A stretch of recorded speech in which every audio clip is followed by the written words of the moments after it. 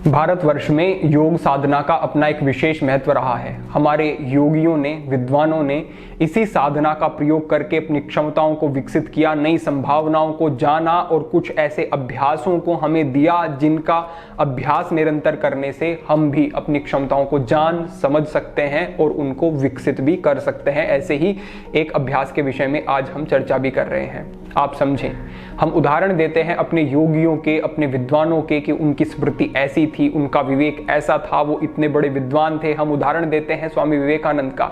हम कहते हैं कि उनकी स्मृति बड़ी अच्छी थी, लेकिन क्या उनकी साधना पद्धति, शैली, उस परिपाठी को समझने की कोशिश की है? हम कहते हैं कि महर्षि पतंजलि बड़े विद्वान थे, वो उस समय पर 100 भाषाएं बोलते थे।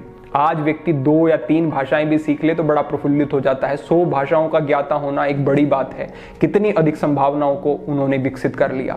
महर्षि वेदव्यास के बारे में कहते हैं कि जब वो अपनी साधनाओं से लौटते थे, वर्षों वर्षों की साधनाएं होती थी, तो इतने कुरूप हो जाते थे कि उनको अगर व्यक्ति देख ले तो भयभीत हो जाए, डर जाए, क्योंकि वो अपने शरीर को कुछ बहुत अधिक महत्व नहीं देते थे। साधना में जब लगते थे तो पूर्ण रूपेण समर्पित हो जाते थे। इस प्रकार के अनेक उदाहरण हमारे सामने हैं, लेकिन हमें यह समझना होगा कि अगर उनके जीवन का कुछ अंश हमें अपने जीवन में भी दिखाना है, लाना है, अनुभव करना है, तो यह समझना होगा कि उन्होंने बताया क्या है, उन्होंने क्या मार्ग दिया है।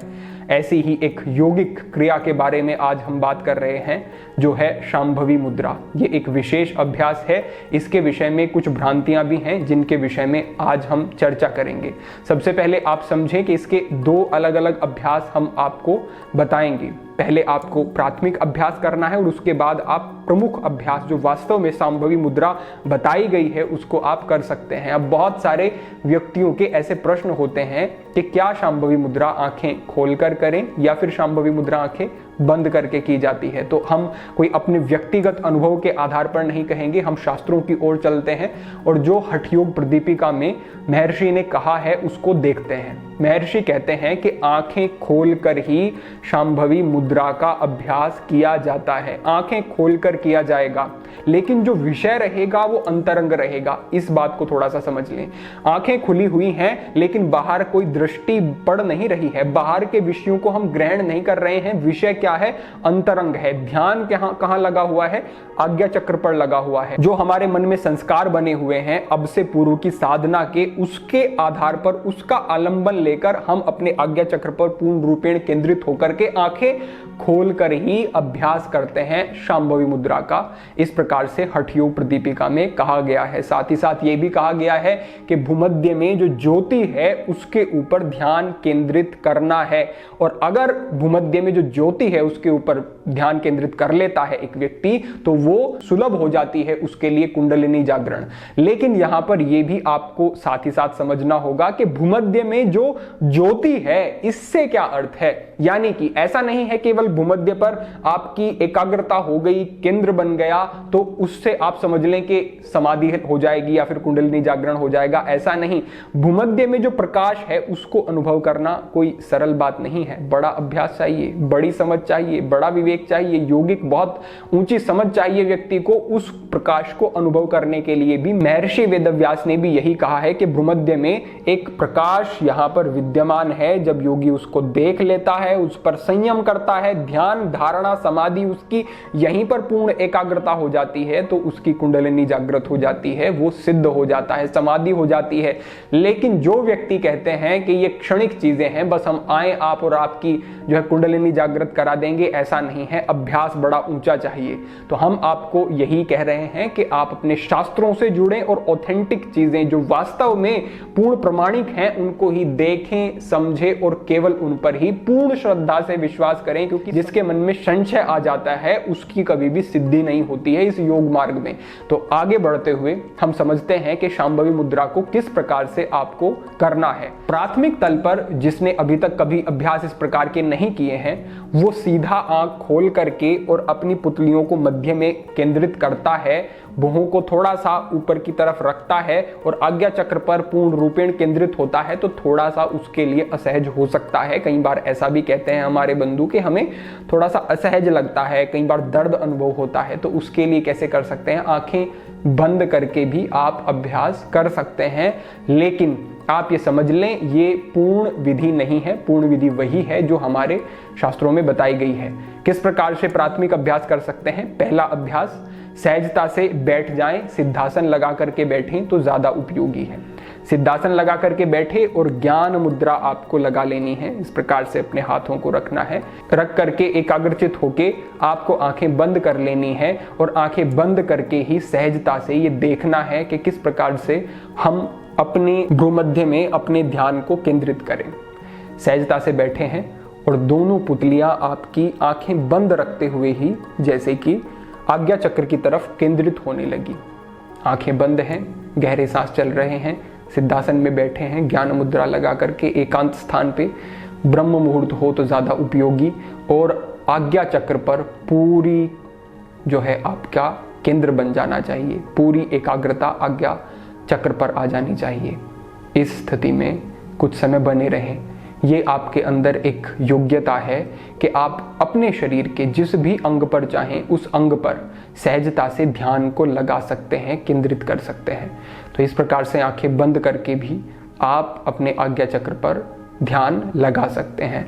ये एक प्राथमिक अभ्यास है, लेकिन पूर्ण नहीं। पूर्ण अभ्यास के लिए कुछ समय तक ऐसा अभ्यास करने के बाद आंखों को खोल करके रखना है। पलकें आपकी स्थिर रहनी चाहिए, बहुत ज़्यादा कोई कंपन नहीं, और आसन सहजता से आपका लगा हुआ हो, सिद्ध हो।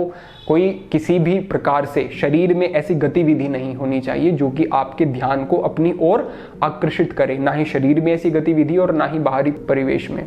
इसीलिए हम कहते हैं कि ब्रह्म मुहूर्त का समय ही सर्वाधिक उपयोगी है, क्योंकि शांत वातावरण है, कोई किसी प्रकार का आपका ध्यान नहीं भटकेगा। तो किस प्रकार से करना है ये देख लें। आप सहजता से बैठे हैं, आंखों को खोलेंगे और अपने आज्ञा चक्र की तरफ दोनों पुतलियों को लेकर के आएंगे और पूर्ण रूप से यहीं पर केंद्रित कर देंगे। बाहरी कोई भी विषय आपको दिखाई ना दे, बाहरी रूप से कुछ ग्रहण नहीं होगा, केवल दृष्टि आज्ञा चक्र की ओर, और सजगता भी पूर्ण रूप से आज्ञा चक्र की ओर ही रहनी चाहिए। एक बार देख लें।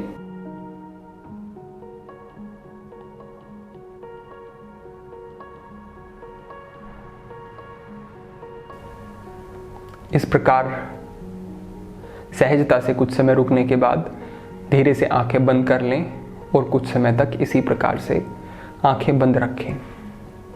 गहरी लंबी सांस, प्रयासपूर्वक नहीं, सहज जितना आप गहरा सांस ले सकें। उसके बाद फिर से अपनी आंखों को खोलेंगे और फिर से भ्रूमध्य में अपनी दृष्टि को केंद्रित कर देंगे।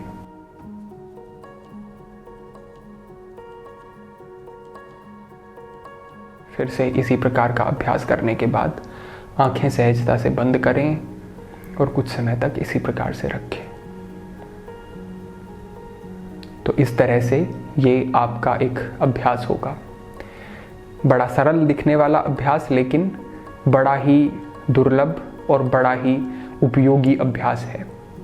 जब निरंतर इसका अभ्यास करेंगे तो कुछ समय के बाद ही आपको लगेगा कि सजगता बढ़ने लगी, एकाग्रता बढ़ने लगी, आपकी स्मृति अच्छी होगी, आपका साधना में मन लगेगा, बाहरी विषयों से आसक्ति कम होगी, प्रत्याहार की स्थिति घटित होगी और जीवन में एक उच्चता आएगी इस अभ्यास से। इसके हमारे विद्यार्थियों के लिए, ब्रह्मचारियों के लिए, हर एक उस व्यक्ति के लिए जो कि अपने क्रोध आदि विषयों से त्रस्त रहता है, नियंत्रण नहीं है अपने ऊपर, बहुत ही उपयोगी अभ्यास है। लेकिन ठीक प्रकार से करें। किसी भी प्रकार से मन में ऐसे मनोरथ लेकर के ना करें कि मुझे कोई सिद्धि चाहिए, इस प्रकार का कोई भाव ना हो। ये एक आध्यात्मिक अभ्यास होते हैं। ये आपको शारीरिक, मानसिक, आध्यात्मिक तीनों तलों पर लाभ पहुंचाएंगे। लेकिन किसी प्रदर्शन के लिए, किसी दिखावे के लिए, कोई सिद्धि के लिए ऐसे अभ्यास नहीं करने चाहिए। सात्विक भाव से ही अभ्यास करें। तो इस प्रकार से ठीक से समझ के पहले जो हमने कहा, पहला अभ्यास कुछ समय तक और कुछ समय के बाद ये दूसरा अभ्यास, इस प्रकार से करते हैं। शास्त्र सम्मत मार्गदर्शन आपको जो प्राप्त होते हैं हमारे इस चैनल के माध्यम से, हम प्रयास करते हैं कि उसी यौगिक परिपाठी को आप तक साझा किया जाए जो कि हमारे योगियों ने हम तक अग्रेषित की। इसको आपको भी जीवित रखना है और इस यौगिक विधा को आप तभी जीवित रख सकेंगे जब आप इसको अपने जीवन में प्रयोग करेंगे। तो इसका प्रयोग करें, लाभ उठाएं। निश्चित रूप से जब आप पूर्ण सजगता के साथ अभ्यास करेंगे तो सुंदर आपको बदलाव दिखेंगे अपने जीवन में। तो आज के लिए यही एक महत्वपूर्ण अभ्यास था जो कि परम हितकारी है, परम उपयोगी है हमारे मस्तिष्क की क्षमताओं को विकसित करने के लिए, हमारे मन की क्षमताओं को विकसित करने के लिए। तो कोई भी आपके प्रश्न हो तो कमेंट के माध्यम से साझा करें, भविष्य में उन पर भी मार्गदर्शन होता रहेगा। सभी के लिए प्रार्थना, सभी के लिए मंगल कामना। आज के लिए इतना ही। ओम नमः शिवाय।